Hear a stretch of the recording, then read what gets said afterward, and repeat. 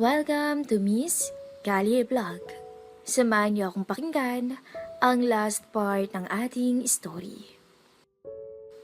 Naglasing si Ruben ng gabing yun. Lasing na lasing dahil sa sinapit niya.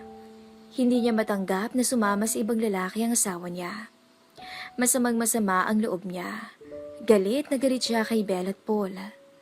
Samantala habang nagpapakalunod sa alak si Ruben, ay nagpapakasawa naman sa kama sina Belle at Paul sa bahay mismo ng lalaki. Nakarami na sila ng araw na yun, pero hindi pa rin sila nagsasawa. Dumaan ang mga araw. Hinanap ng mga anak ni Ruben ang mama nila. Nagdahilan na lang siya sa mga bata na umalisto at hindi na babalik kahit kailan. Ilang araw nag-iiyak ang mga bata. Ilang araw ding umiiyak si Ruben. Samantala sa bawat pag-iyak at pagpatak ng mga luha ni Ruben at ng mga anak nito, ay siya namang saya at talong ni Belle sa tuwing ibinubukas ni Paul ang kanyang makinis na hita. Halos araw-araw silang nagpapakasasa sa katawan ng isa't isa. May minsan ngang binabato na ang buong bahay nila ng mga kapitbahay dahil sa sobrang ingay daw ng mga to sa gabi. Isang araw ay inihatid ni Ruben ang mga anak sa school. Dito niya nakausap muli si Jen. Dahil close na sila ay naikwento niya sa babae ang lahat ng nangyari. Sa pag-uusap nila ni Jen ay nailabas ni Ruben ang lahat ng sama ng loob niya. Mabait si Jen, handang makinig. Matapos mag-usap ay nagbigay ng kaunting payo ang babae. Sa isip ni Ruben ay mabuti na lang at nandyan si Jen. Ilang araw pa ang lumipas at unti-unti ulit na nabubuo si Ruben. Sa tuwing nakikita niya ang kanyang mga anak, ay nagkakaroon siya ng pag-asa. Nakakapag-isip siya ng mabuti kung paano haharapin ang buhay nila na wala si Belle. Minsan ay pumapasyal ang mag-aama sa park at mall. Ginagawa to ni Ruben para maribang ang kanyang mga anak. Minsan kasama nila si Jen. Napalapit na ng husto si Jen kay Ruben at sa mga bata. Napamahal na ng unti-unti ang mga bata kay Jen. Itinuring nilang parang ina ang mabait at magandang babae. Ganon din naman si Jen. Parang anak na ang turing niya sa mga bata. Unti-unti na rin napapalapit sa puso ni Ruben si Jen at ganun din ang nararamdaman ng babae. Hanggang sa paglipas ng araw ay naging magkasintahan na ang dalawa at nagsama. Nagpasya si Ruben na lumipat ng bahay. Ibinenta niya ang lumang bahay nila. Ito rin ang gusto talaga niyang mangyari para tuluyan ng makalimutan ang pait ng nakaraan niya. Nakabili siya ng mas magandang bahay at mas magandang pwesto ng tindahan. Si Jen naman ay patuloy pa rin sa pagtuturo sa school. Naging maunlad ang tindahan ni Ruben.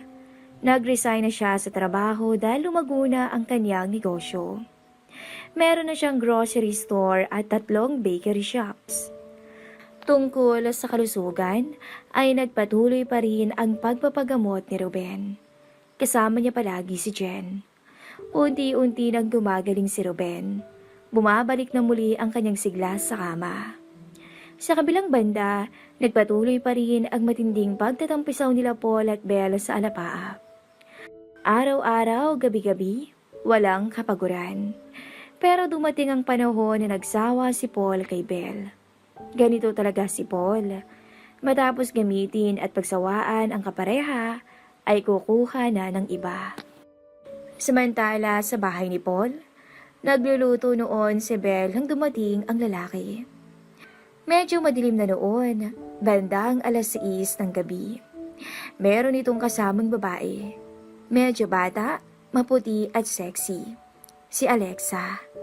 Dati niyang kaklase nung high school. Matagal ng crush ni Paul ang babae. Matindi ang pagkatakam niya dito. Matagal na rin namang may crush si Alexa kay Paul, pero hindi pa sila nagkaroon ng chance na magkasarilinan. Nagka-chat sila sa FB. Nakapagkwentuhan sila hanggang sa niligawan na ni Paul ang dalaga. Nalaman din ni Paul na naglaya si Alexa sa bahay nila dahil sa sobrang istrikto ng parents niya. Medyo pakawala kasi ang dalaga. May mga naging boyfriend na to at hindi na rin siya inosente pagdating sa kama. Alam rin ni Alexa ang namamagitan kina Paul at Belle. Naikwento kasi to ng lalaki sa kanya. Belle, siya nga pala si Alexa. Pinsan ko. Dito muna siya titira sa atin pansamantala. Pagsisinungaling ng lalaki. Ha? Ganun ba? Pero saan siya matutulog? Iisa lang ang kwarto natin. Malaki naman ang kwarto at kama natin eh. Okay lang yun. Kasama natin siya sa kwarto, di ba Alexa?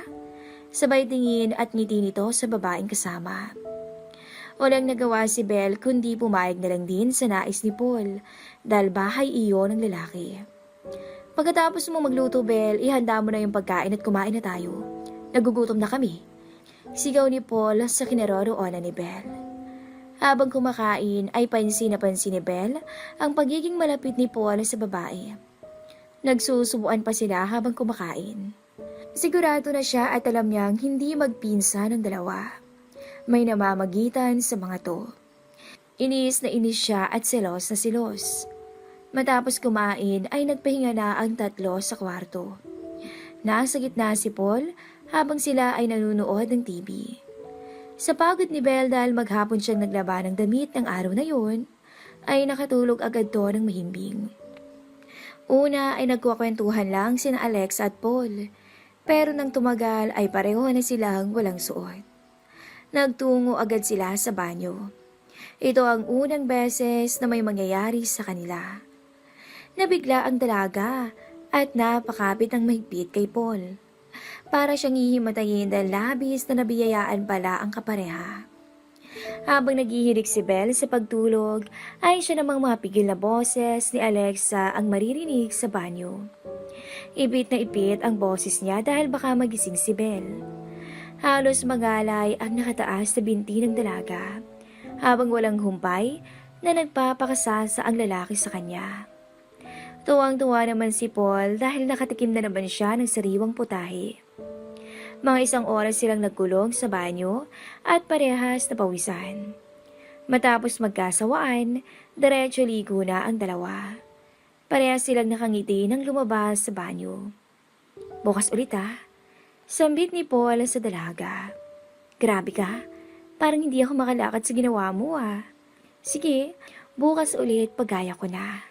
Malambing na sagot naman ng babae.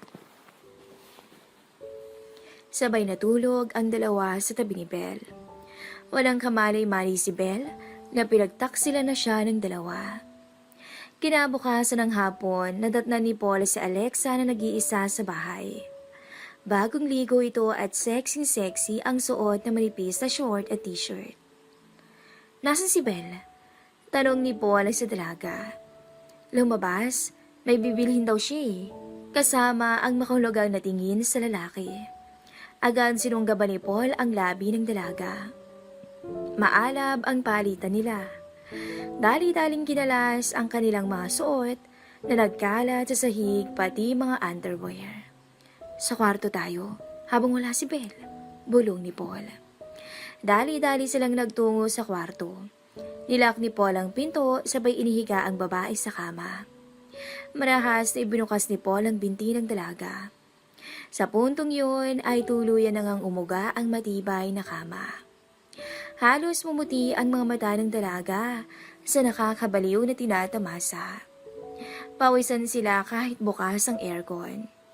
Habang nagaganap ang matinding pagtatampisaw sa loob ng kwarto, ay siya namang pagdating ni Belle. Nakita niya na nagkalat ang mga suot ni Paul at ng dalaga sa sahig. Kinutuban agad siya. Alam niyang may ginagawa ang dalawa sa kwarto. Kinuha niya ang susi at pagbukas niya ay natagpuan niyang nakadagan si Paul sa babae. Pawisan at halos mabaliw sa kapareha. Mga hayop kayo? Itigil niyo yan! Sigaw ni Belle. Lumapit siya sa dalawa at hinablot niya ang buhok ng dalaga.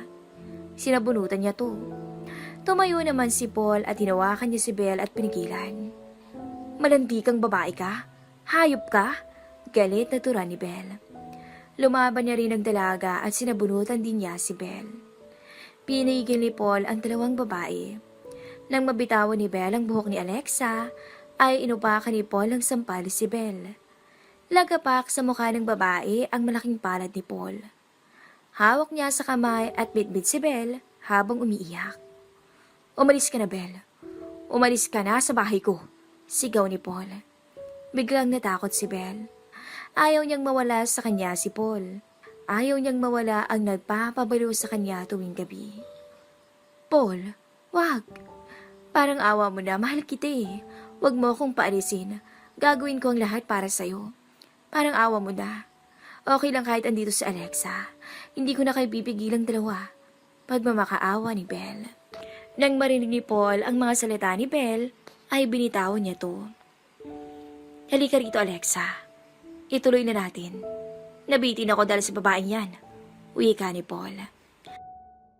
Agad lumapit sa Alexa at naglapat muli ang labi at katawan ng dalawa. Inggit na inggit noon si Belle. Wala siyang nagawa kundi panoorin na lang ang dalawang gumagawa ng milagro. Lumipas ang mga araw. Nagsama ang tatlo sa iisang bahay. Pinagbibigyan pa rin naman ni Paul si Belle sa kama.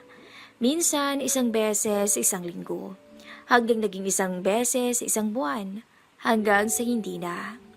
Dahil dito, laging mainitin ang ulo ni Belle. Busit na busit siya at silos na silos sa dalaga.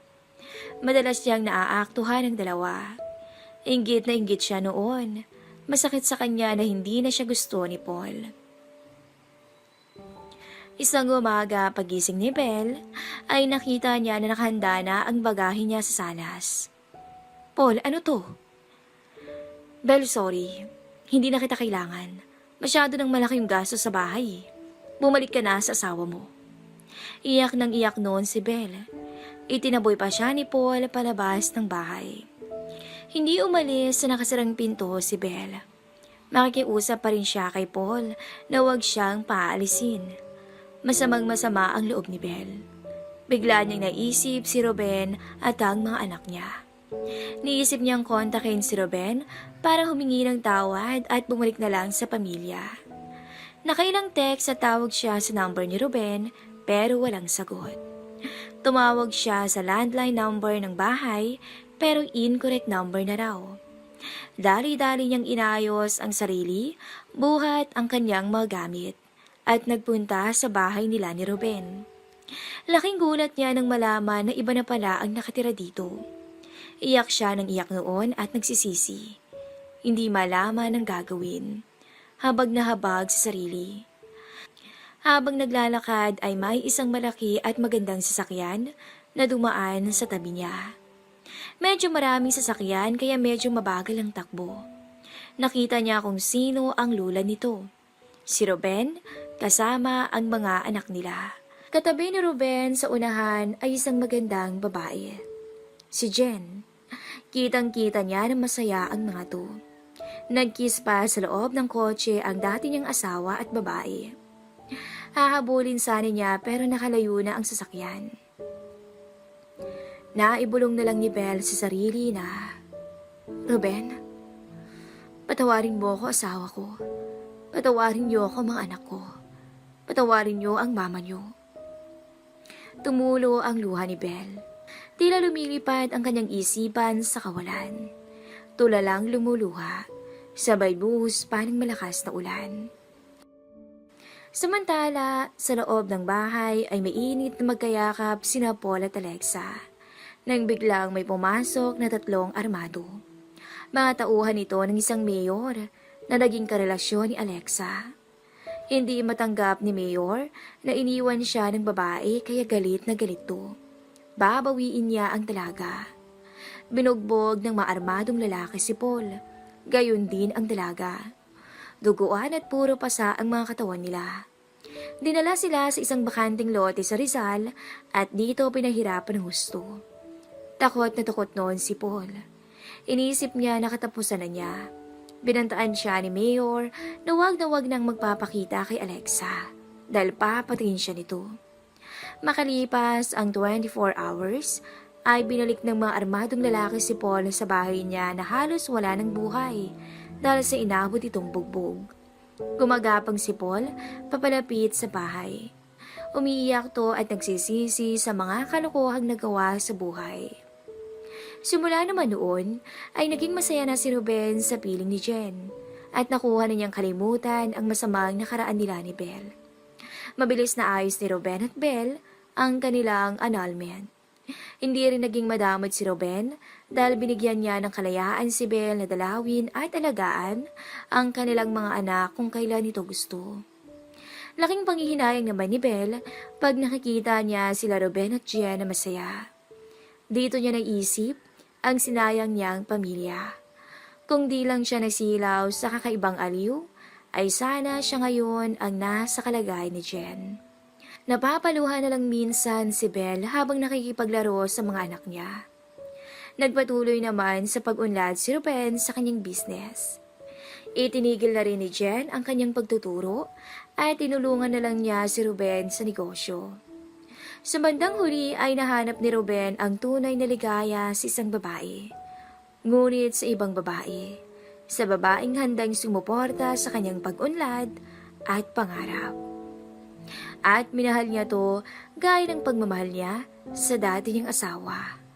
Hanggang dito na lang po ang ating story.